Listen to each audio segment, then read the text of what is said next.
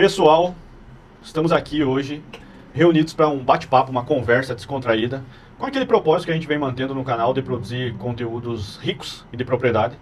É uma honra receber hoje aqui Marcelo Vale, compondo a mesa aqui comigo Pedro Espíndola. Vale tem um trabalho de longa data, tem se dedicado muito, tem gastado uma energia enorme. A gente se pergunta às vezes de onde ele tira essa energia toda. Nesse momento que o mundo vive, mas que o Brasil atravessará também, da eletrificação, da mobilidade. Fala um pouco para nós, quem é Marcelo Vale?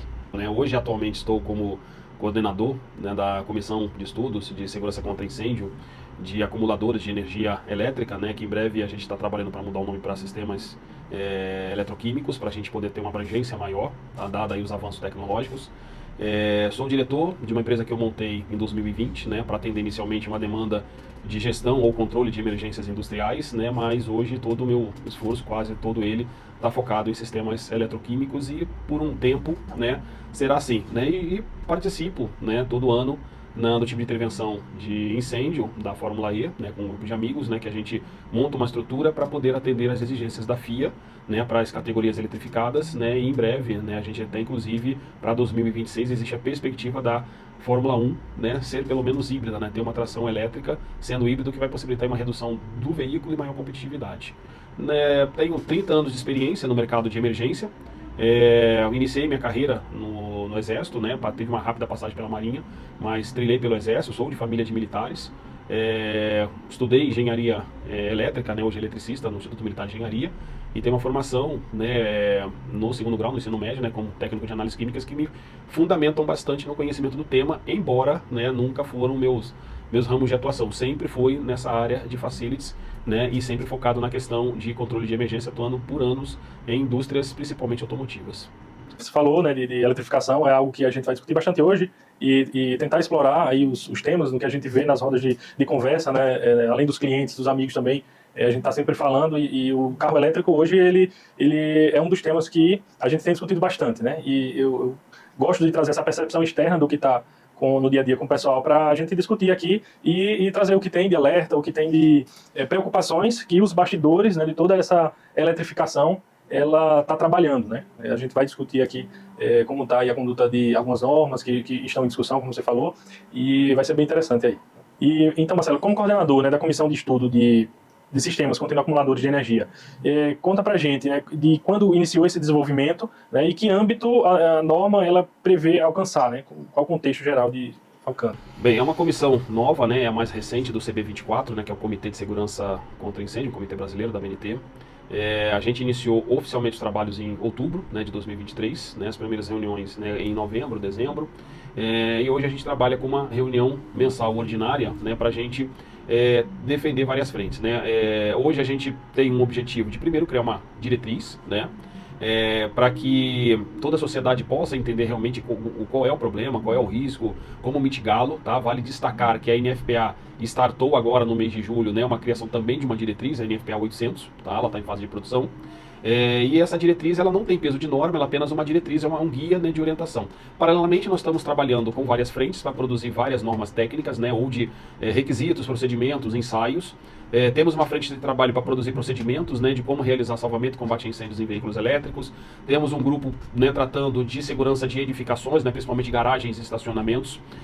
Um grupo tratando de processos industriais e logísticos, E um grupo trabalhando também com transporte, embora esteja vinculado com logístico, mas transporte existe alguns ingredientes adicionais, E temos dois grupos técnicos, um envolvido para a produção de informações relacionadas aos efeitos da fuga térmica e do incêndio, de termos de resíduos que são gerados no aspecto gasoso, líquido e sólido, no caso particulado, para que a gente possa fornecer informações durante as emergências. E agora, recentemente, criamos um grupo técnico para trabalhar a questão de perícia de incêndio. O primeiro objetivo é como realizar uma perícia de segurança, uma vez que o pós-incêndio da bateria cria um cenário nocivo que tem que ser tratado como uma emergência química, e o processo de limpeza, inclusive, tem que ser técnica.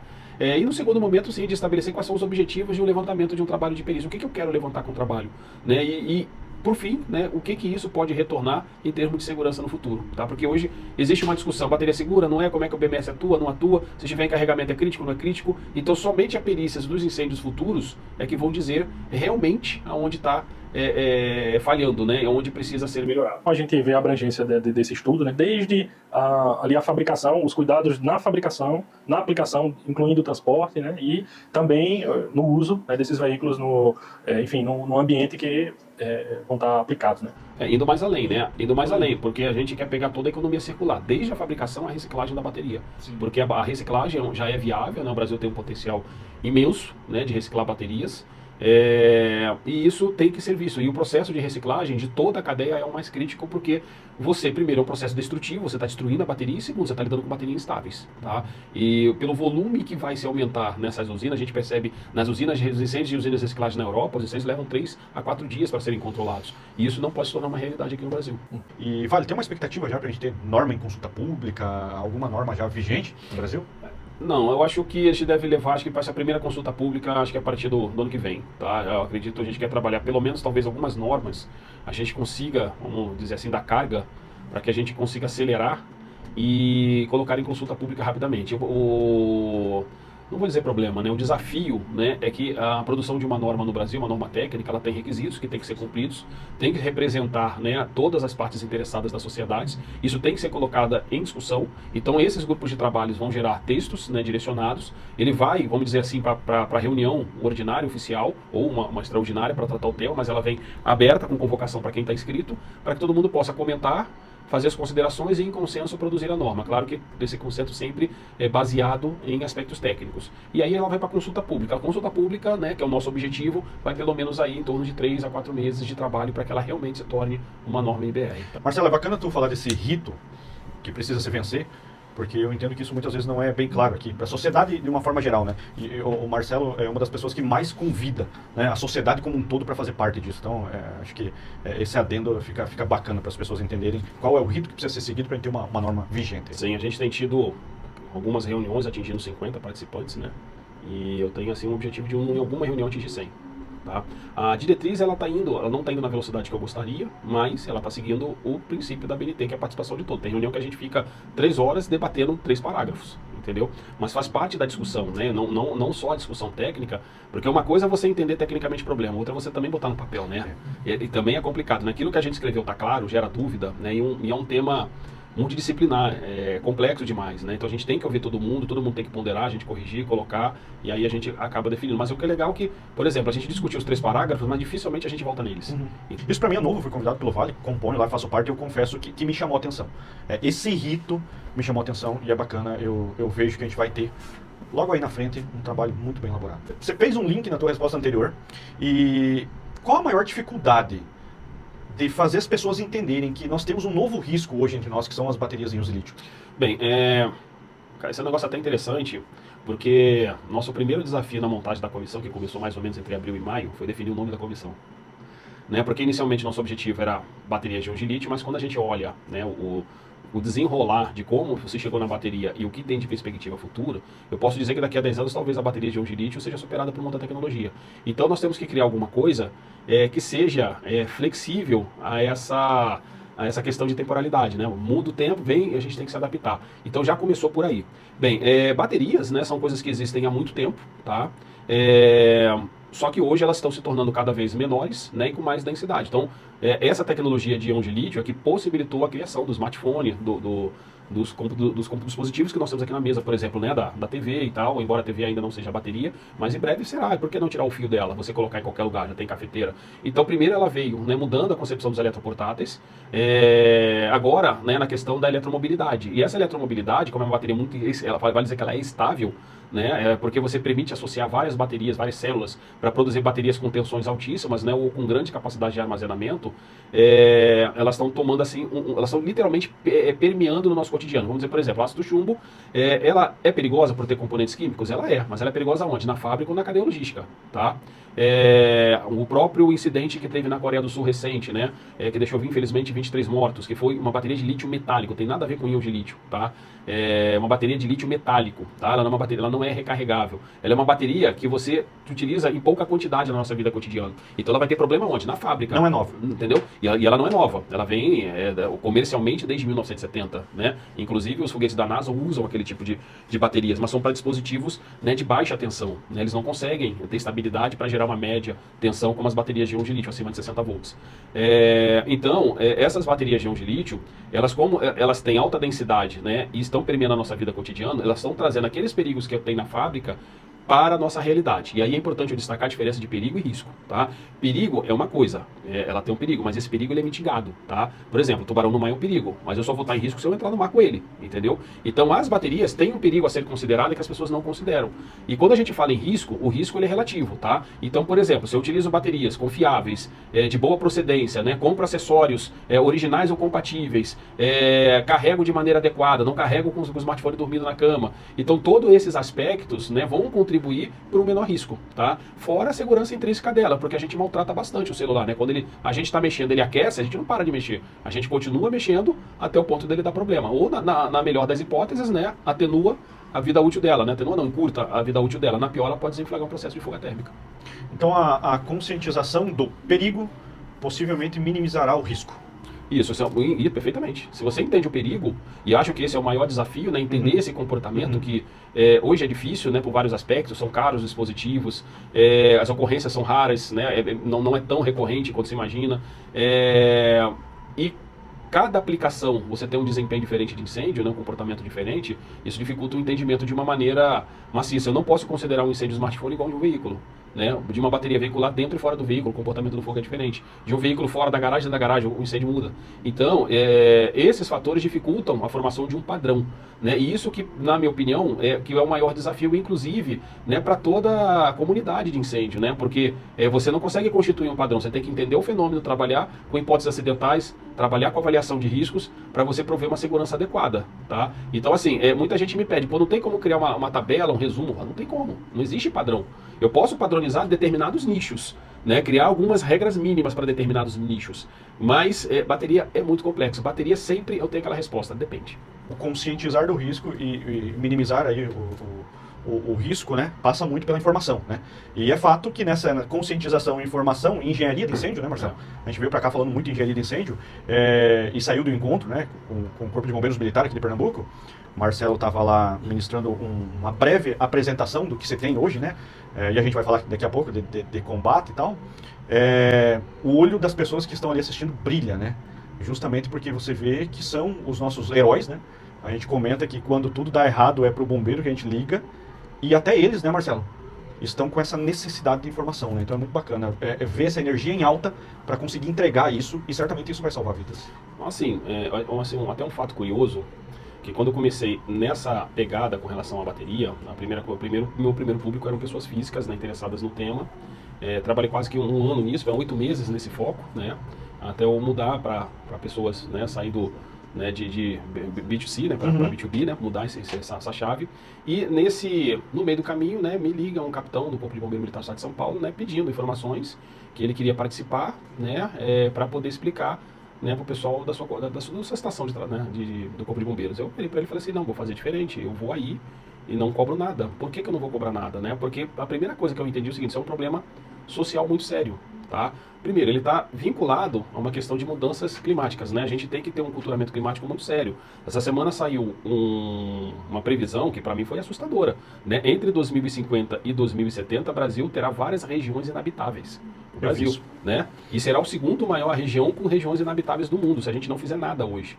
E, obviamente, que a transição energética como um todo, né, principalmente a eletromobilidade, são chaves para isso. É o único caminho. É o único. E outra coisa, para mim é um processo cíclico, porque, vou pegar, por exemplo, os veículos. As mudanças tecnológicas que os veículos elétricos estão possibilitando vão trazer novas possibilidades, novos sonhos que com motores a combustão não eram possíveis. E essa janela, por sua vez, vão abrir novos horizontes que a gente vai ter que se adaptar. Então, essa questão, né, de se abrir para o Corpo de Bombeiros, sempre, né, ser solícitos às demandas, né, sempre foi, né, de primeiro, né, eles vão lidar com as primeiras ocorrências, né, por mais que você fale que a bateria ela é segura, uma ocorrência vai acontecer e ela pode ser trágica, aliás não, ela deve ser trágica, né, porque o que a gente está acontecendo aí no mundo é justamente isso, né, 23 mortes com uma bateria que até então não tinha dor de cabeça, tá, o vídeo do elevador, que é um vídeo antigo, mas reviralizou, né, reviralizou, e isso cria uma preocupação, isso é um cenário que no fringir dos ovos vai sobrar para eles. E outra coisa também, né, existe um trabalho de retorno nisso, né, porque esse trabalho de cooperação técnica mútua, né, toda vez que eles encontram uma ocorrência, eles compartilham as informações, tentam entender o que está acontecendo, eu procuro fazer uma análise da forma técnica, né, também procuro trazer um pouco das experiências lá fora, né, para cá, dos aprendizados, para a gente poder entender isso junto. E hoje a gente está entrando, acho que para mim, numa fase perigosa, né, que não é o desconhecimento, é o conhecimento errado. Esse é o que está me preocupando, tá? Temos pessoas já se dizendo especialistas, com mínimo de treinamento, ou mínimo de conhecimento, não entende nada do que é um processo eletroquímico, né? E assim, não que eu não esteja contra isso, pelo contrário, eu estou falando na BNT, que tem muita gente preparada, pessoas até que me ensinam, tá? Coisas que eu parte do processo que eu não sei. Sim. E isso é legal, tá? Mas o que me preocupa é que se todo mundo tiver na mesma batida, no mesmo entendimento, no mesmo conhecimento, com o mesmo objetivo, aí sim isso me tranquiliza. Então a gente está entrando numa fase perigosa. A maneira como esse vídeo viralizou, né? Eu não postei nada sobre ele, eu procurei, se todo mundo me mandava, eu procurava explicar. Até porque eu já tinha até publicado antes. Graças a Deus não veio muita desinformação, mas com aquele da Coreia já veio algumas desinformações, né? E outra coisa, aquela bateria lá do episódio da Coreia, ela não é a bateria do veículo, está de longe de ser. Então isso são pontos importantes. Então tem, né, para não criar demônios onde não existem e nem também não achar que as coisas são tranquilas. É verdade. Quando surgiu a viralização desse vídeo, que foi em 2021, eu parei para pesquisar rapidamente sobre ele, assim, né, uma pesquisa ali com palavras-chave no Google, e eu vi a quantidade de sites de informação falando a mesma coisa, que tinha acontecido há algumas horas esse fato, e assim, foram mais de 10 sites diferentes falando do... e alguns descrevendo o vídeo. Isso, descrevendo o vídeo, você vê ali um copia e cola sem buscar a informação verdadeira, né, e só causando esse pânico. Esse pânico, né? E outra coisa, falando, por exemplo, que é uma bateria de bicicleta. Não era uma bateria de bicicleta, né? Era uma bateria de motocicleta. Então ela tem 6 vezes mais densidade de energia do que uma bicicleta. Entendeu? Então, e outra coisa, são baterias de gerações antigas. Hoje nós estamos numa geração mais avançada, né? Ô, Val, já que você tocou nesse tema do que era a bateria e qual o tamanho da bateria, dá uma ordem de grandeza para quem está nos acompanhando aqui, o que é uma bateria de motocicleta, o que é uma bateria de veículo, o que é uma bateria... Hoje a gente tem caminhões aí eletrificados, né, Val? Sim. Um dos trabalhos, né, que no início era difícil, hoje está cada vez mais fácil, é a gente criar um parâmetro de referência do tamanho da bateria em relação ao problema que a gente vai enfrentar. Então a gente decidiu, né, inicialmente era peso, só que peso é complicado, porque cada tipo de equipamento tem peso diferente. Tem baterias que tem contrapeso, tem baterias que tem invólucro de metal, outras de plástico. Então existem materiais que não fazem parte da bateria que contam como peso da bateria. Então a gente definiu isso por carga, por watt-hora, né?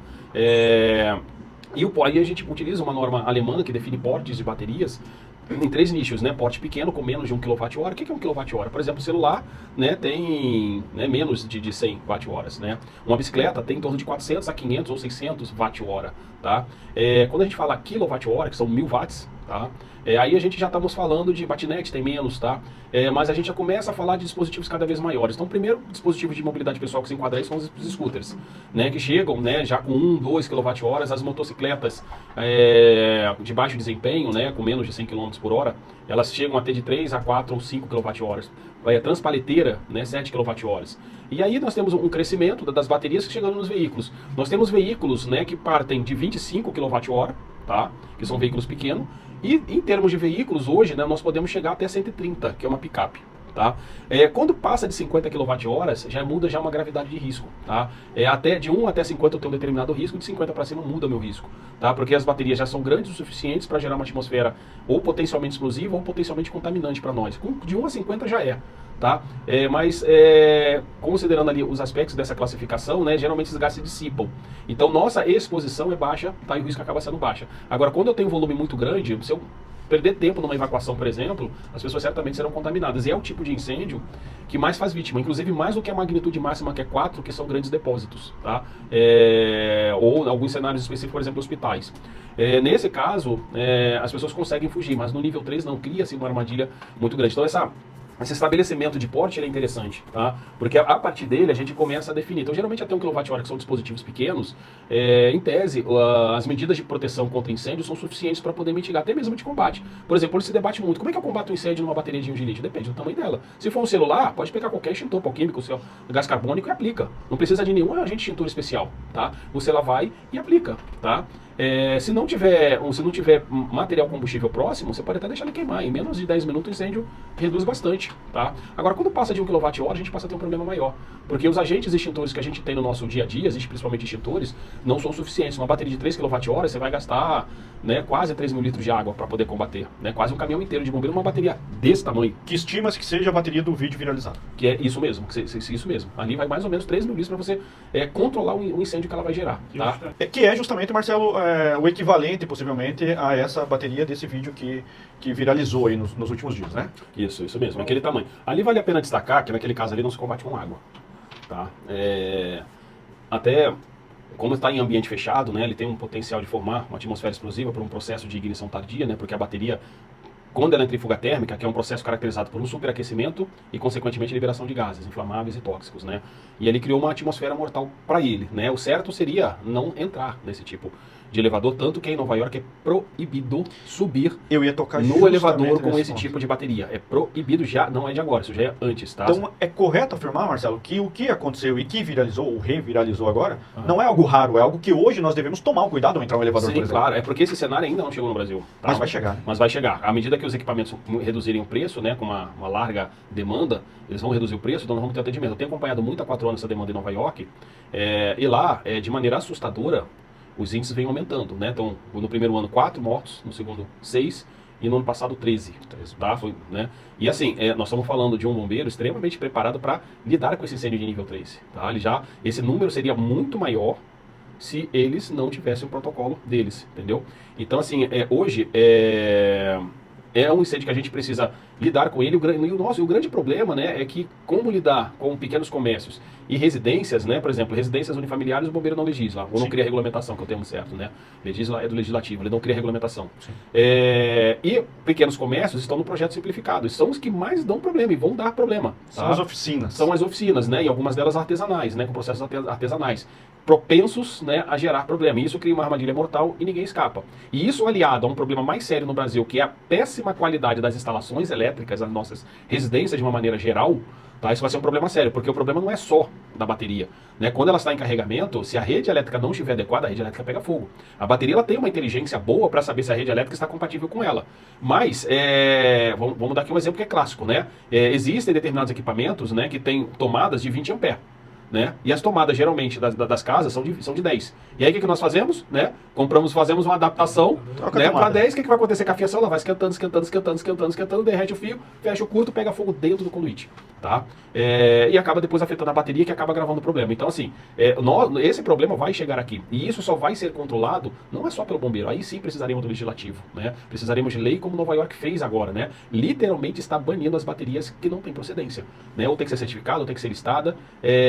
Se você está andando na rua, você está andando na sua residência, por quê? Porque no trabalho de perícia de incêndio foi verificado que quase todas as baterias com problemas, né, ou não eram originais, ou foi feita uma remanufatura sem um processo adequado de segurança, ou era uma manutenção irregular, um dos 3. Então, assim, esse processo de banimento lá, a gente tem que seguir de exemplo, trazer para a nossa realidade aqui, e isso não depende do corpo de bombeiros. Eu acho que a gente tem que assumir que existe um perigo, tá?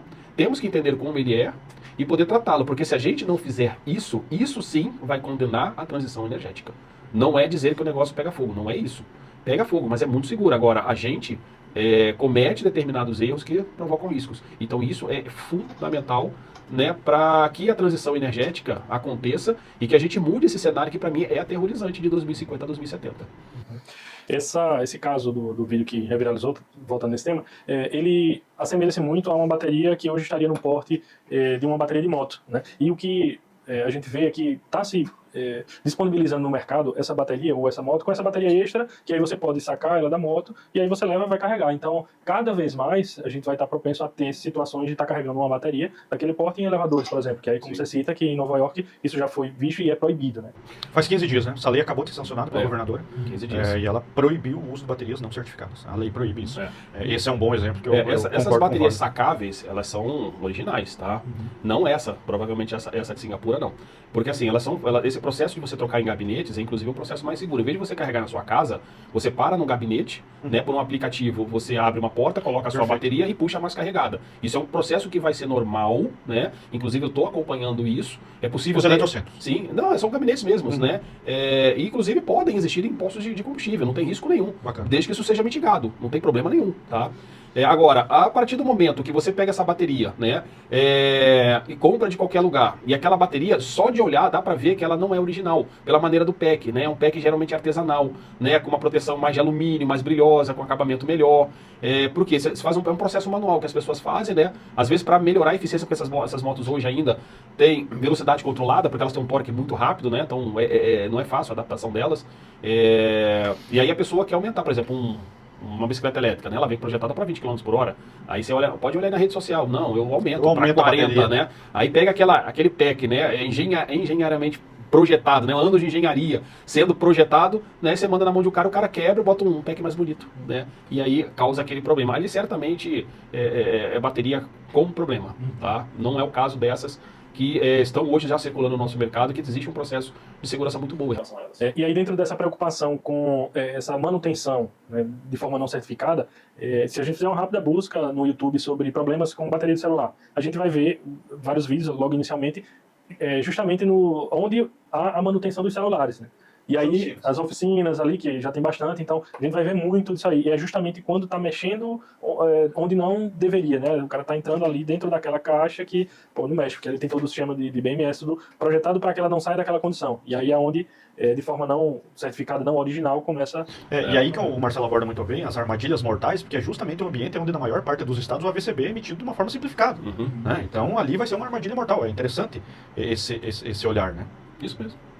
E aí quando a gente vê bateria de celular, como a gente comentou, que é fácil de apagar, a gente vai estar mexendo com baterias com porte 1 kWh para cima maior, e aí o negócio é completamente... Você tocou no ponto que eu ia falar, né? Hoje, se a gente, né, já faz mau uso do celular, e olha que ele resiste ao nosso mau uso, né, em vários aspectos. Vou dar só um exemplo aqui, né? 2 semanas antes eu precisei comprar a tomada do meu celular que eu deixei no hotel. E aí, né, viajei, cheguei e precisava comprar. Aí fui comprar. Tava até com o Rogério ali, né? Falei assim, não, vamos comprar aqui. Entrei na loja, só carregador de 9 volts, 9 volts, 9 volts, 9 volts. Falei, moça, não tem mais de 5. Ela, mas por que de 5? Você não quer turbo? Eu falei, não é questão de ser turbo. O cabo é projetado para 5 volts. Para que eu vou usar uma tomada de 9? Entendeu? E as pessoas não sabem disso. Não é questão, você não precisa comprar original. Tem que ser boa qualidade e compatível. Só que ninguém entende essa compatibilidade. E aí que tá o problema. Entendeu? Eu teria que ter um carregador rápido se tivesse um cabo de 9 volts.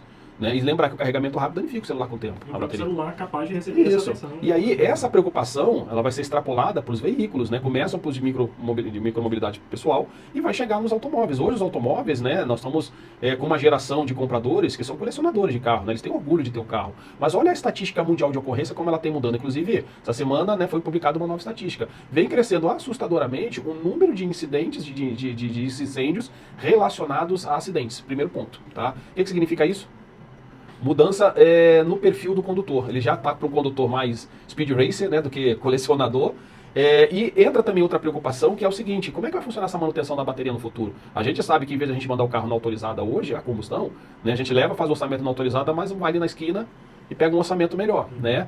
E geralmente é o seguinte, né? Quem é que pega as peças que foram trocadas de volta? Ninguém pega, né? E se o cara te entregar, quem garante que era do seu carro? Entendeu? Pergunta, mecânico que não gosta de ninguém ficar olhando já é meio esquisito. Então isso significa o quê? Não estou dizendo generalizando, né? Porque tem, muito pelo contrário, você tem mecânicos excelentes. E esse vai ser o problema com a bateria, né? Inclusive mercado negro de bateria.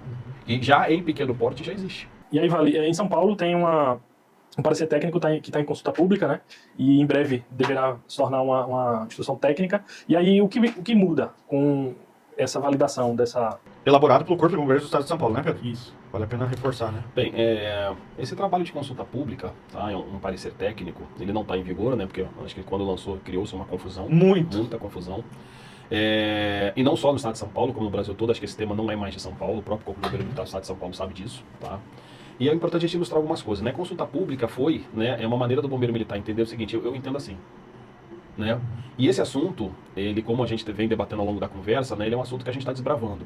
Hoje eu olho bateria de lítio, né, como emaranhado de fio desencapado energizado, tá? E a gente tem que desatar isso. Então, assim, cada um tem um entendimento, uma visão, né, de uma parte. E isso foi legal, que aproximam, por exemplo, né, entidades, né, como a BVS, a Induscom, a Pravi, né, que são entidades ligadas, né, ou à construção ou aos veículos elétricos, para uma discussão mais aberta com o Corpo de Bombeiros, né. E existe agora uma sinergia, né, no início, né, criou-se um certo atrito, né, mas hoje não, hoje está todo mundo trabalhando em prol de se prover segurança.